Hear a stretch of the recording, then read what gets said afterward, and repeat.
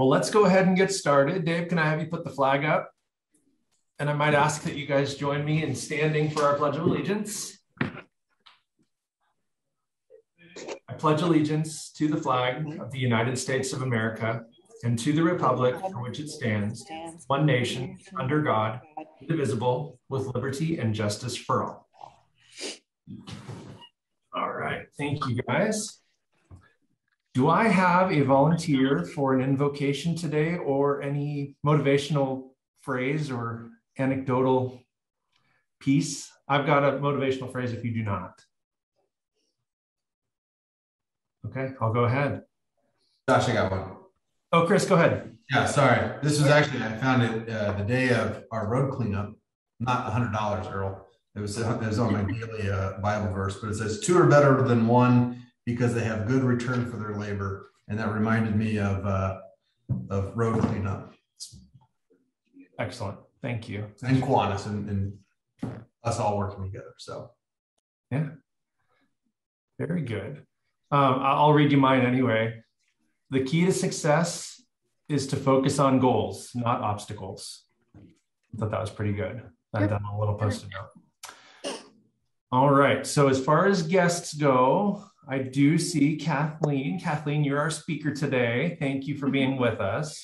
Thank you for your patience in my getting here. Hey, no problem at all. Well, we've got a little bit of housekeeping and things, and then you'll have the floor. I'll be sure to let you know when we're ready. Thanks. Linda, thank you for joining us today, our honorary member. Good to see you. And Barb's with us today. I have the pleasure to announce to you all that Barb is our newest Kiwanian. Thank you for being here. Welcome to the club. The dues are in the mail. Thank you. Carl, be on the lookout. Yeah. All right. So as far as announcements go, birthdays this week, we had Tim Brown just had a birthday on the 8th and Audrey Hagan on the 11th. Neither one of them is on the call today, but let them know that we're thinking of them and wish them a happy birthday if you see them. As far as volunteer opportunities, I might let I'll let Earl talk about this for a moment, but our next collection day for the food project is going to be December 4th. Earl, I don't know if you have anything to add to that. We changed the date. I just want to let people know we changed the date to December the 4th because some people will be gone. It's Civil War weekend, so some folks will be entertaining themselves in other ways. So we just thought it would be a better solution to just push it back a week and do it on the 4th. So if you need any help, let me know. Okay, thank you. Any other announcements? Michelle? Josh? This isn't a Kiwanian announcement, but it is just a fun celebration of Redmond announcement. Remark Trails we're opening our new counseling clinic location downtown. And we'd love to have you come. We're doing a ribbon cutting with the Chamber of Commerce on the 28th from 4 to 6. There'll be food and fun. If you are interested in attending that and would like more information, just email me individually and I'll send you the e-invite. But it's not, I promise, not a fundraiser for once, guys. This is all about just having some fun and celebrating Redmond, who's allowed us to go from 2 beds or 2 therapy rooms to 6 now. So we're really gonna be able to meet the needs better for the community. So Great. Awesome. Thank you for sharing that. And I did get your email invite. Thank you. Okay, any other announcements? Earl. I just got a email from the Key Club in Redmond. If anybody's going to the high school football games, make sure you stop by and buy some cotton candy. It helps the Key Club kids. Awesome. Thank you. Okay, anything else before we move on to Happy Dollars? Okay, so Happy Dollars it is. And for Kathleen, you're our guest today. Our definition of a happy dollar is that our group believes that there's enough negativity in the world, and we'd rather focus on what's positive. So we go around the room, in this case, the screen, and share things that we're happy for with the donation of $1 a piece. So don't feel obligated to participate. This is for us to kind of just share our good news in our lives. And so I'll let whoever would like to raise their hand go first. Mike, go ahead. I'll go for 10 happy dollars. We just returned from 2 weeks in French Polynesia, visiting Tahiti, Raiatea, Bora Bora, Tahaha, and Whakarava. Wow. On Whakarava, we did shark dives. It was an incredible diving. The visibility was crystal clear. We went to 90 feet and got into an opening of a cave and watched the sharks swim back and forth in front of us. I'll try to redo the video, maybe, and hook it up behind me in upcoming weeks.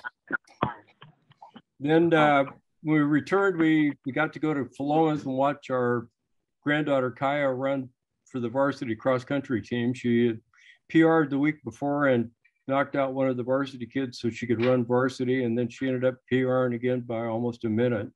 So she's really doing well. Our daughters Abby and Leslie competed up in Orcas Island in a run swim event. They have to be tethered together, so they can't get more than like 5 feet apart. So they swim, they run, they swim, they run, they swim, they run, and they have to do it all with the same clothes or whatever they start out with. They have to carry all the way through the race. So they swim with their shoes on and everything else. Anyway, they ended up third place in their overall age group, which I thought was pretty incredible. And then Abby ran the Boston Marathon on Monday and completed the marathon. And we were just so excited to be able to watch her.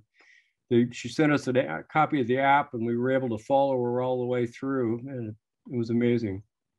Very cool. Very cool. Thank you. Anybody else happy? Earl, go ahead. I have 2 happy dollars. First of all, I'm happy that the foot doctor was able to get my ingrown toenail out today, so I'm recovering and doing well with that. Secondly, my Spartans continue to be undefeated, 6-0, so we'll like that to continue. Good. Carl, I saw your hand. Yes, this is birthday month for our daughters. So last weekend we got together with Julie and her family from Des Moines, Washington. We did a rendezvous in the Dalles, included a little wine tasting. And this weekend we're going to McMinnville to see Christy and her family. And there might be a glass of wine or two there too. Sounds enjoyable. Anybody? Carl, was that $2 then? Sure. Nicole, go ahead. 10 happy dollars. Booyah, you guys. I photographed 200 high schoolers in 3 hours yesterday. Boom. Done. That's worth 10 happy dollars. All right. That's exciting. Yeah, well, I'm glad it's over. Can I ask, what was it for? Was it? Culver High School reached out to me a couple months ago and asked me to be their school photographer. Oh. Actually, the whole Culver school. So this week I was supposed to do the high school for 2 days. And then next week, the middle school for 2 days. And the last week in October, 3 days for the elementary school. Okay. She had me going the whole high school just in 1 day. So I'm pushing back today saying, no. I'm old. I don't do this. But 2 days at the middle school next week. I'll miss you guys next week. Fair enough. We'll know where you're at.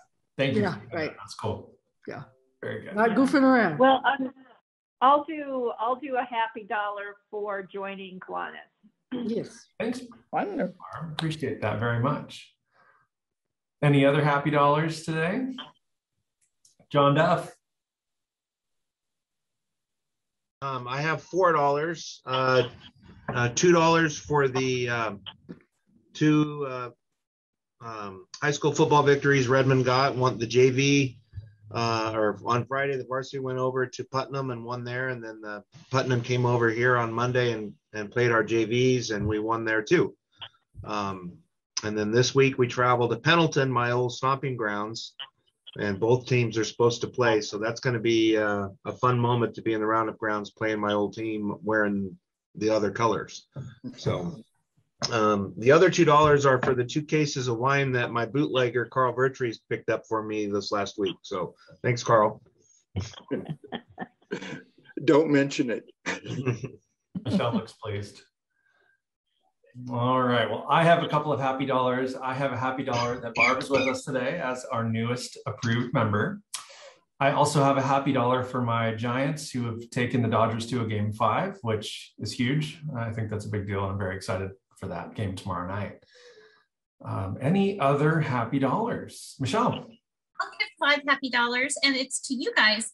I'm so thankful. We have speakers filled up through December now. Wow. And so that's a lot of your recommendations. So I really appreciate that, you guys, for keep them coming. If there's somebody in the community that you'd like to hear from, just email me. Everybody's been super receptive to coming in. So anyway, thank you guys very much for that. Perfect. Thank you. That's great news. Okay, we'll move into joke of the day. This is why everybody comes, I understand. Can anybody tell me where a pirate gets his hook?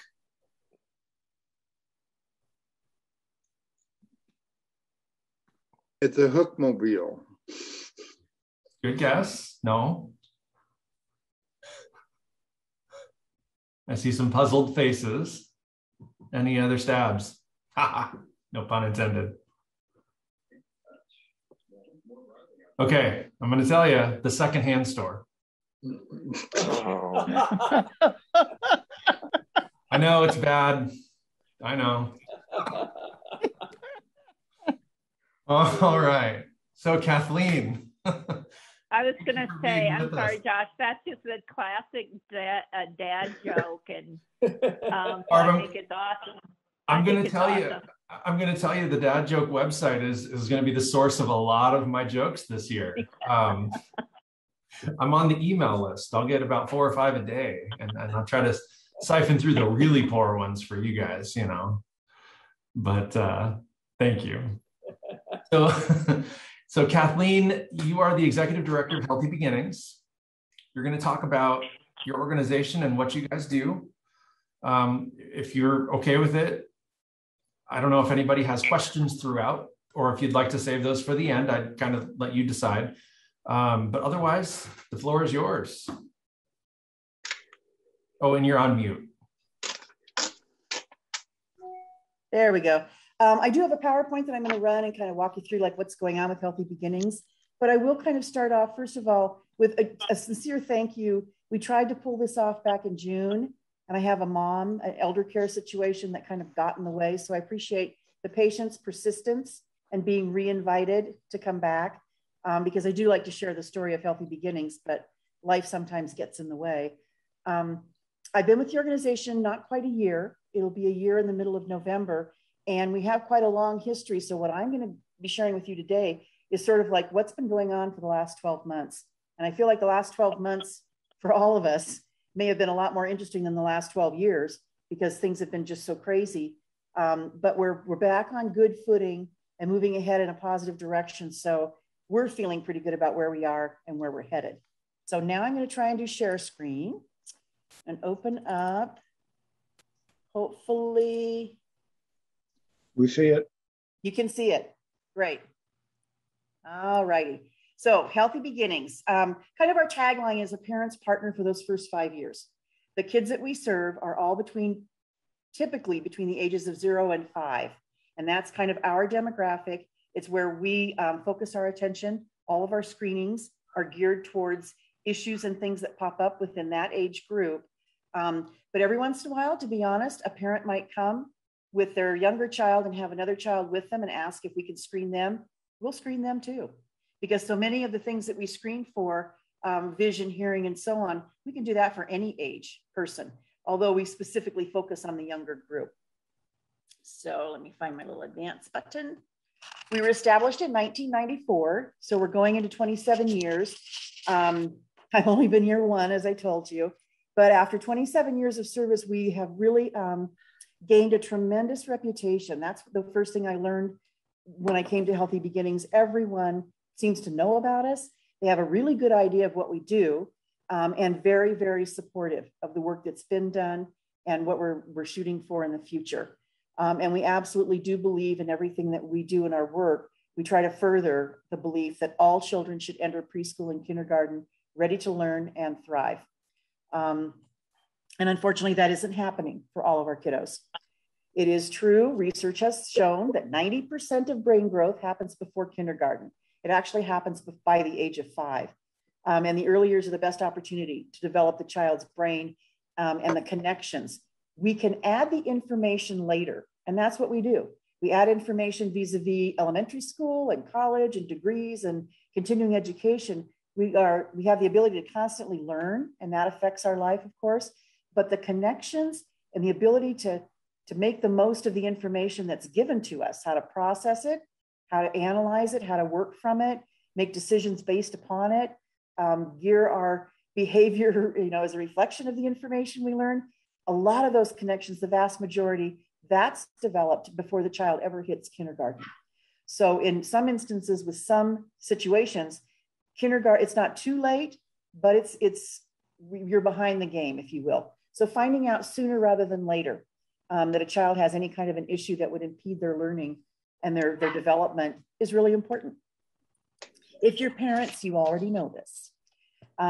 Nearly 40% of the kids that were researched enter kindergarten with a barrier to their success. Our mission is to change that. We may never get it down to 0. That's unrealistic, probably. It's a good goal, but it's not realistic. But 40% of children, 4 out of every 10, we can do something about that. And what we find is the barriers are not always the typical ones that you think about. Obviously, if a child has a vision or a hearing issue, that's a very evident, identifiable barrier. But a lot of times it can be things like nutrition. It can be things like a speech issue that you may not even realize is affecting your child's ability to communicate with others and affect their ability to learn. Behavior, a lot of behavior problems affect a child's ability to remain in a classroom setting and learn effectively. So we consider those to be barriers. So in our screenings, we test for anywhere from 10 to 12 issues, if you will, that could present barriers for kids. Some children may not have any. Some children may only have one. And we find a lot of times there are children who have more than one. They're dealing with several issues. So that's not unusual to find when we do our screenings. What we don't do, the research on COVID. I slipped this slide in last night because we're kind of addressing current standing. There has not been much research done to determine the educational and developmental impact. It is almost too early to tell on that because a lot of times there's a delayed period of time it takes for something to actually show up and be able to research it back to where it was, how it happened. But we do know that the things that affect a child's learning and development, things like isolation, not being around their peers, not having the chance to socially interact with other children their own age, these have an effect on how a child develops, as well as not being in the classroom and having the active one-on-one personal attention of a teacher or an instructor or whatever. That's going to have an impact. What it is, we're not quite sure yet. Studies will be done, I'm certain of that. But in the meantime, what that's done to our work is we're encouraging parents to screen their children again. We may have screened them 2 years ago. If I had a 3-year-old right now that was screened last year, I would have them screened again. And then I would have them screened again a year from now. We'll screen a child as many times as a parent wants to bring them to us.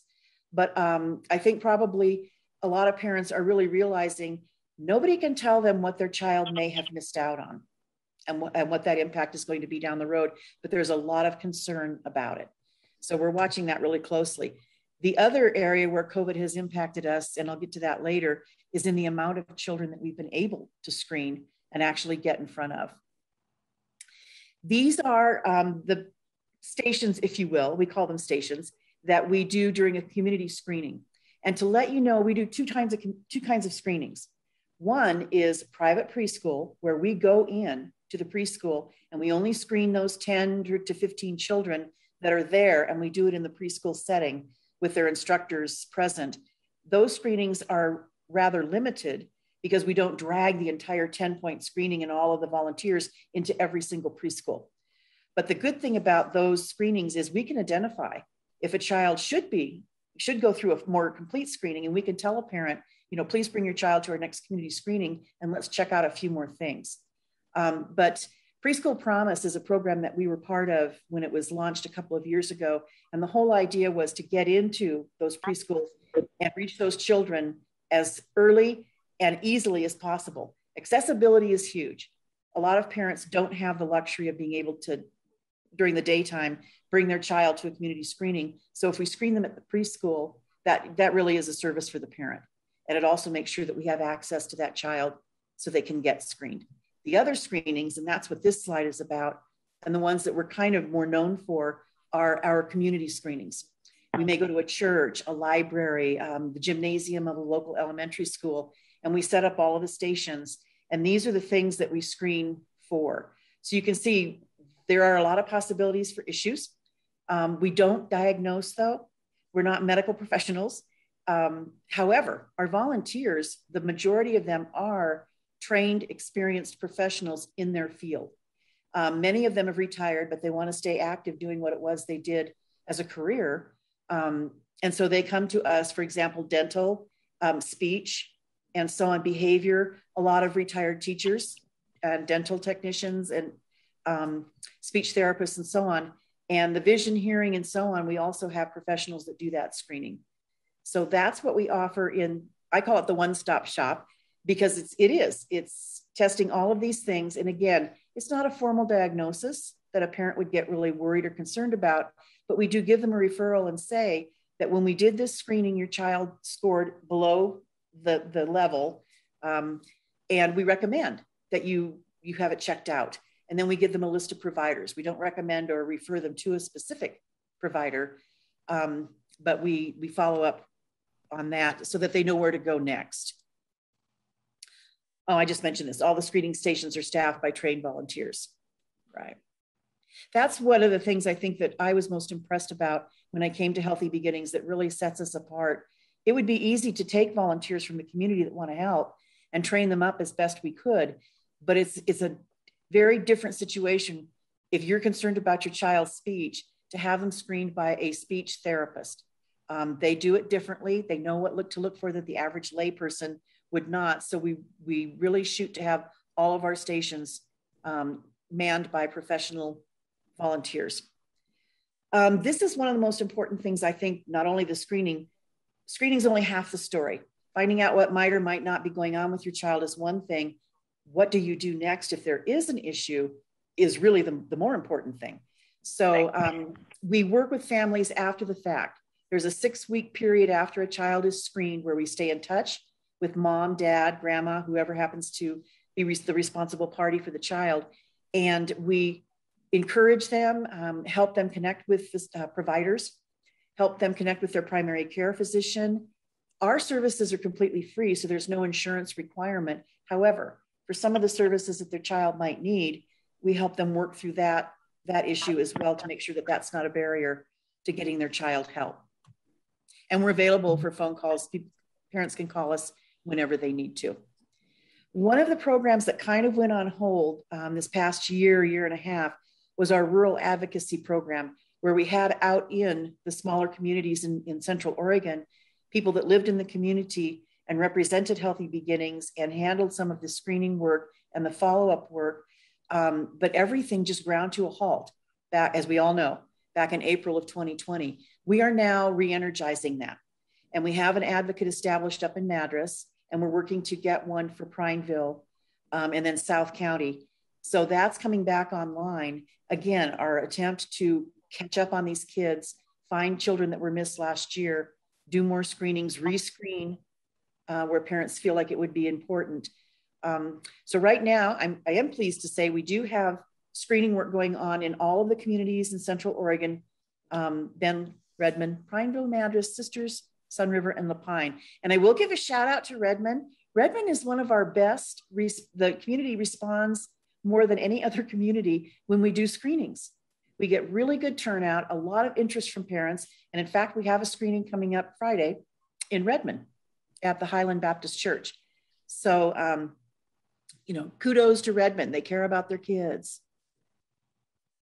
And The most important thing, like I said, that we feel is what we do after the fact. The screenings matter, but the screenings are the gateway. They help us identify children. They help us meet families. They help families learn to trust us as a resource for them. And there's a lot of confusion. The nice thing, the positive about Central Oregon, there's no shortage of services for families with kids.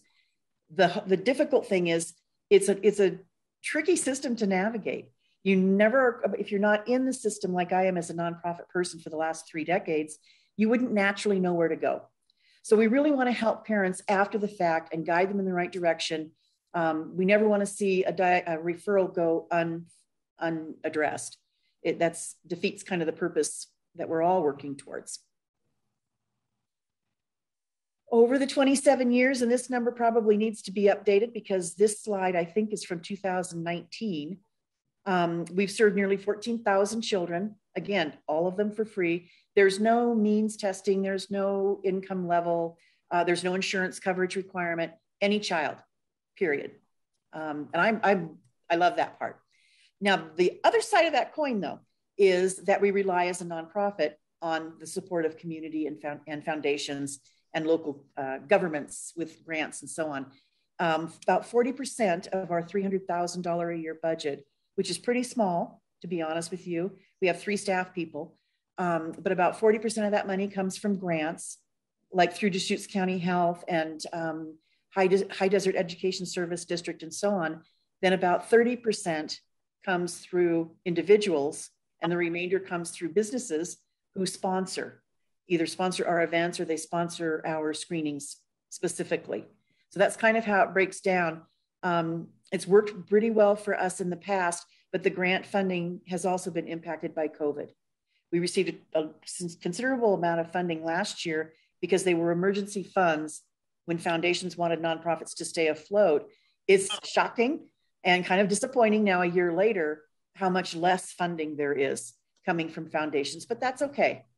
We have a job to do, and part of that is fundraising. And to be honest, that's my job. I don't screen the children, although I am an educator. It's been ages since I was in the classroom. So I do management, administration, community relations, and fundraising. And I love it.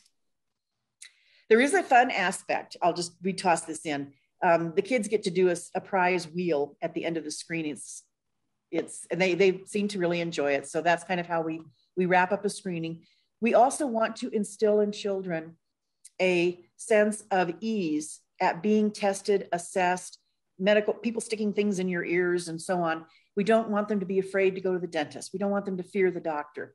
So we try and make our screenings, fun, easy, non-invasive, obviously, and just leave the kids with a really good feeling.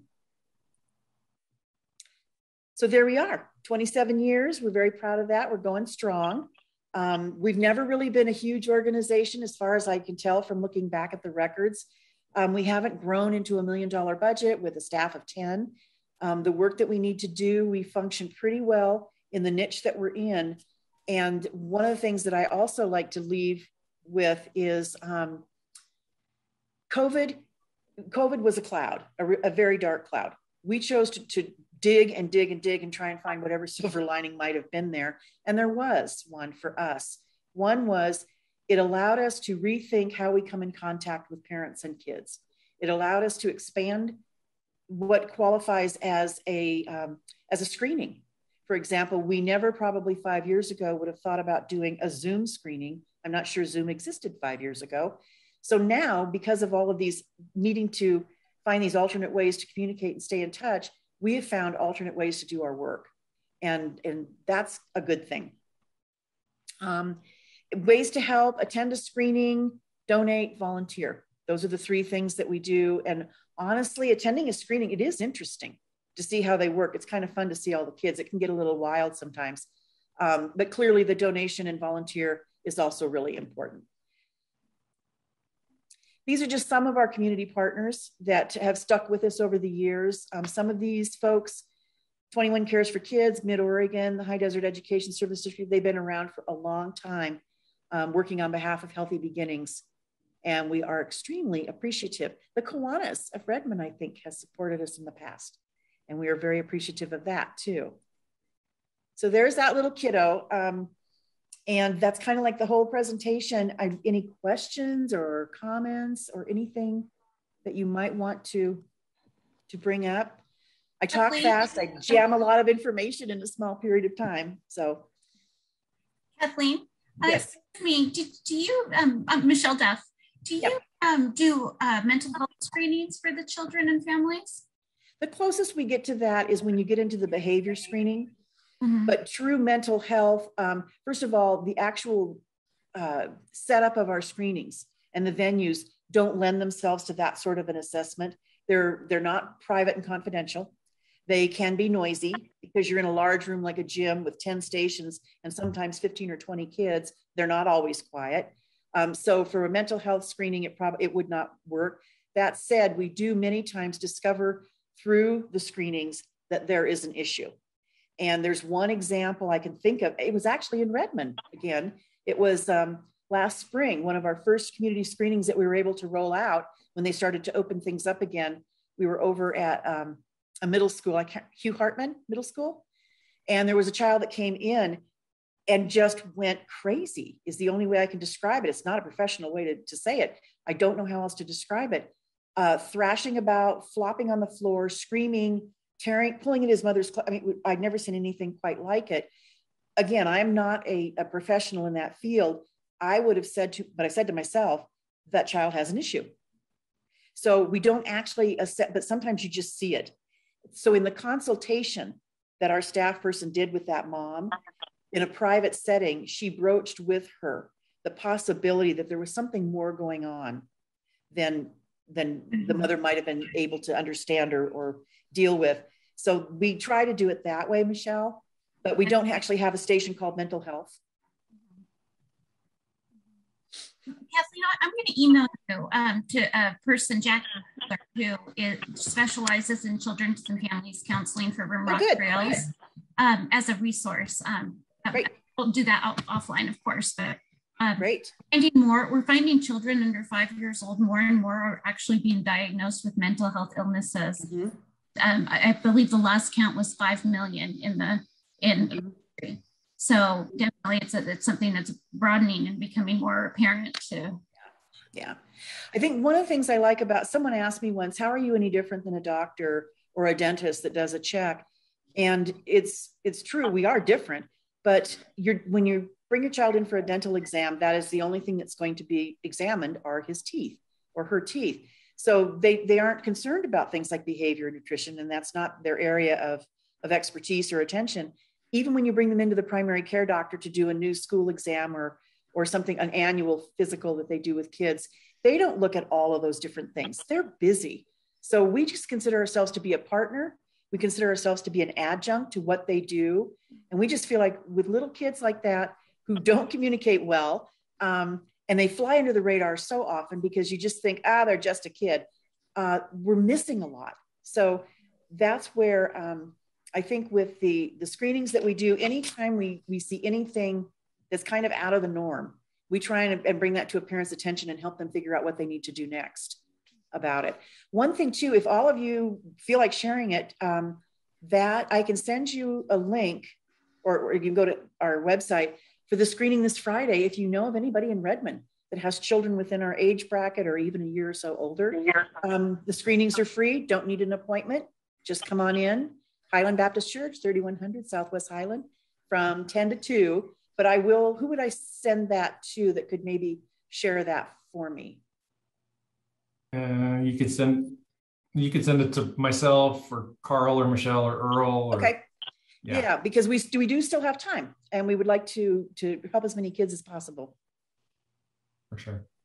Earl, go ahead. Your question. Earl Fisher, how do you work with the ESD here locally? Funny you should ask. Until July 1st, we actually were tucked under the umbrella of the ESD. All of our staff, since we were formed in 1997, have been employees of the HD ESD. And as of July 1st, we went our way separately as a nonprofit. And the only reason we did that was because the ESD offers a stupendous benefits package, no doubt about it. And as a nonprofit, we simply couldn't afford it anymore. because we aren't a multi-million-dollar school district with lots and lots of employees. And when you've only got 3 employees, and that was a recommendation that I made to the board, when you've got a budget of $300,000 and you're out there asking the community to help you, PERS, for example, is a huge expense. So I was finding myself, the majority of our fundraising was going in that direction for employee salaries and benefits.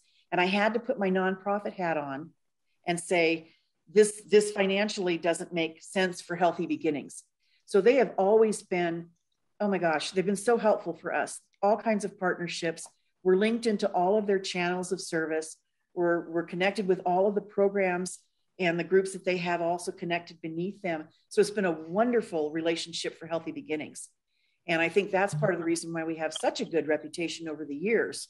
And we've thrived through good times and bad, is because HDESD was always right there with us, kind of helping us move forward. And they still are. It was a very friendly separation. You know, we're this teeny tiny program with just a couple, 3 employees. We didn't really have much of an impact when we went independent. But from our standpoint, we're now able to devote approximately 20% more of our budget into programs and actually helping the kids. And that's what it was all about at that point. But no, it's a good relationship. We like them. I miss my boss. I was curious about your, I guess your promotions. You said Redmond had a high participation rate, and what do you, attribute it to? Or maybe really the question is, how do you get the word out so that people know about the screenings and things like that? To be honest with you, is it Barb? Yeah. Barb, yeah, I don't know. I can't figure out how to get this blood out of there, but anyway. I think Redmond, to me, Bend is so large. We're a small voice in a really big, world out here. There's a lot of things competing for attention in Bend. Redmond, to me, this is just my personal opinion, feels very community oriented in a way that Bend may have lost as it got bigger and more people came in who do not have roots in the community and so on. Redmond, I first lived in Central Oregon back in 1983. And I was here for about 8 years, moved away, came back in 2006, was here for 3 years, moved away, and then came back a third time. And Redmond, to me, has the same feel and the same community focus that it's always had. And I think that the word of mouth and spreading it through natural channels, like asking someone to share an email, I think it just works better in a smaller community where there's less, visual noise and advertising and competition, if you will. The other thing I don't know, but I know that the ESD is located in Redmond, and they do have a lot of connections within the local community. That may also help us. And it may be history. It may be that we've established some very strong contacts and those folks have stayed with us over the years. So anytime they get an email from us, they're very willing to share it. Maybe we've lost that connectivity in communities like Redmond. So I don't know, but it's just that I just noticed that in the last year. From the private preschools respond and the public response to the community screenings. So I haven't done any research on that though, Barb. I don't know for sure. Any other questions, Earl? Kathleen, I'd just like to say I'm a former educator and I worked for the ESD for a while, and it's also a school administrator. And these screenings are absolutely important. You pick up all kinds of things, little speech issues. How many kids have started school with bad eyes because they didn't have a screening? So thank goodness for what you guys are doing. Appreciate that. Thank you. Yeah, it's easy work to believe in, Earl. It really is. It's easy work to raise funds for. Honestly, you don't even have to be a parent to understand how important this is. And so, like I said, I'm having a really good time. I can't believe it's been a year since I got there, but it has. And now we're just for numbers for where we're going this year. Typically, 500 to 700 children is about what we screen in 1 year. In the year 2020, however, for the entire year, we only screened 122. But we had to shut down at the end of March. And we didn't do another screening for almost 6 months. That nothing happened. A few virtual screenings, but we were locked out of preschools. We were locked out, well, schools were locked, period. And there just was very little going on. And so when the vaccinations rolled around and things started opening up again, the floodgates opened, and we screened probably 300 kids in the last 5 months of our fiscal year, which is basically February through June of 2021. So this year we're shooting for 1,000 children. We're figuring it would be the same up to 700 that we would typically screen in a normal year, but we want to catch up on some kids. So we've got a catch up goal of 300 kids. So it's a big number. But I know what it is. It's like 84 kids a month, and we're on track to get there. But there's over 13,000 children in Central Oregon between the age of 0 and 5. So when you look at that way, 1,000 isn't really that large a number. We'll never screen all of them. Well, no, I shouldn't say that, but I don't see how it would happen. But so 1,000 kids, I think, is a very, very doable number. And I think that should be a goal moving forward as kind of a bench line, that we at least screen 10% of the children that are within that age bracket. That's the other thing about the work we do. They age out so quickly. We only have a very limited time for our screening programs to impact these kids, and then they're off. And I honestly don't know of an organization like Healthy Beginnings that does those kinds of screenings for children older than 5. I don't know if there's one in Central Oregon. And before we go, thank you very much again for inviting me, for listening, for engaging and asking questions. I really appreciate it. Thank you. Yeah, Kathleen, it looks like Anne has a quick question for you too. I'm just bouncing all over the. Where's Anne? Sure. Here she is. I was curious if you ever encounter abuse, and if you do, how you deal with it.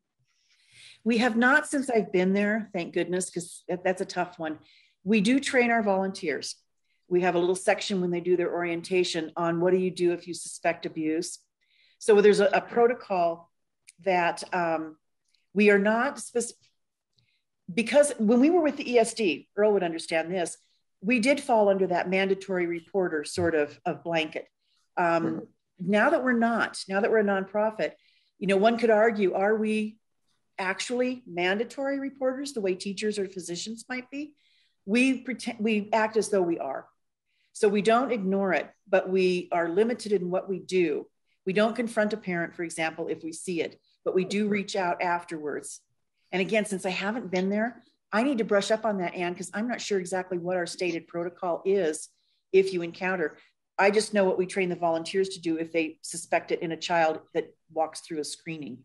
And they take notes and they document it and so on, but they don't not confront it, that's not the right word, but they don't say anything out loud. Plus it's a public setting in those screenings. Sure. And we have to think about that too. Okay, thank you. Mm-hmm. Truman has a quick question. How long does it take one child to go all the way through 10 Depends on who's doing the screenings that day. We've got some very thorough, very conscientious screeners. So I witnessed one, it took 90 minutes. That's too long. That's too long for a little guy. 90 minutes to go through 10 stations. And frankly, almost 30 minutes of that was spent at one station. So what we try to do is we want to also leave the parents with a good feeling about the screening so they will return and they will tell their friends and neighbors about it and family members. So we try to get a child and the parent in and out in about 45 minutes. That's kind of the max. Plus when you have people coming in on a appointment type basis or somebody standing in line, you do kind of have to keep moving people through the stations. Yeah. So we figure anywhere from 3 to 4 minutes at a station. A lot of times the extra time though comes from parents asking questions because they're concerned. Mm-hmm. We don't want to ever shut them off, but we do remind them you'll be getting a full-on consultation with one of our staff members by phone after, and we'll go over all the results that we found today. So yeah, the goal is about 45 minutes. But speaking about those parents, do you have any trouble getting the parents to permit you to take pictures of those beautiful children? Mm-hmm. Actually, that little baby, that sweet little Gerber baby, that's a stock photo that we purchased. But there's a little girl in there. She's just charming. and her name is Mackenzie. She is one of our kiddos that came through. So it depends on the parent. It depends on the child, but I'd say about 50-50. I've seen parents reject our offer or our request. We're all getting worried about privacy, of course. Yeah. And we participated in a foster family school supply giveaway event that was held at Westside Church here in Bend back in late August. And I should have thought about this and I just didn't. Silly me. But we wanted to take pictures as we were doing the vision screenings, because you hold the little machine up. It's a really cute photo. And finally, one of the parents said, "These are foster kids." And I went, "Oh my God, you're right. No one wants their picture. I mean, for safety reasons and confidentiality as well." So I stopped asking. But typically, I would say half and half will say yes. With the masks on, we've gotten more yeses, I've noticed in the last screenings, because there is a measure of hiding out, of camouflage, I guess, when you've got a mask on. And then for Rimrock Trails, and I'm sure this is similar for Kathleen, whenever you're dealing with a client or a child, we always have to sign marketing release forms. And generally those release forms, there will be a box. Would we be able to use your picture for website or whatever? And so I know Kathleen also always has to protect the people that she works with. And so that's kind of how we do use those forms, and all of the children that are in the slideshow that are Healthy Beginnings kids, their parents did. And some of the parents you will notice were in the photos too. So they were okay with that. These days you just can't be too careful. Okay, any other questions for Kathleen today? Otherwise, Kathleen, thank you so much for being with us. You're welcome. It was a fun hour. Thank you for inviting me again. Yes. Take care, everybody.